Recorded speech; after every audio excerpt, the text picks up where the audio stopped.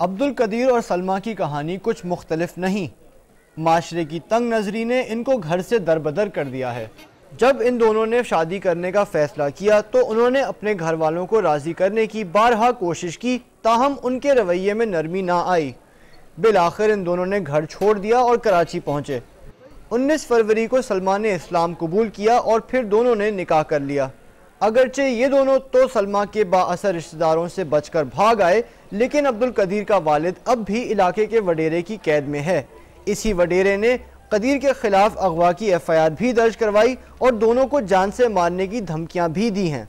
10 تاریخ کو ہوا تھا فیصلہ ہمارا، ہم نے بولا ہم بھاگیں گے یہاں سے، پھر ہم سکھر گئے تھے، سکھر سے صادقآباد سے یہاں کراچی آئے، پھر ہم نے 19 تاریخ کو ہم نے نکاح قبول کیا۔ ہاں میرے باپ کو بندوایا، میرے بھائی والوں کو بندوایا، ہمارے گھر میں زوری گھر رہے تھے بھئی لڑکی پیدا کر کے دو، لڑکی خود راضی ہے تو پھر 20 سالہ سلمیٰ کا کہنا ہے کہ اس نے شادی اپنی مرضی سے کی اور اپیل کی ہے کہ حکومت اس کو اور اس کے خاوند کو تحفظ فراہم کرے۔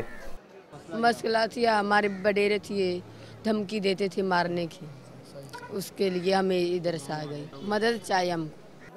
عبدالقدیر اور سلمیٰ کو ابھی تک یہ بھی نہیں پتا کہ ان کو انصاف کہاں سے ملے گا۔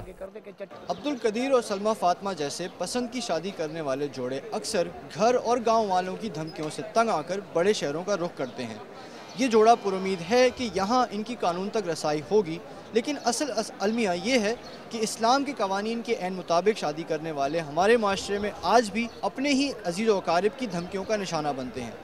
کیمرامین محمد یوسف کے ساتھ مبین ناصر، ڈان نیوز، کراچی۔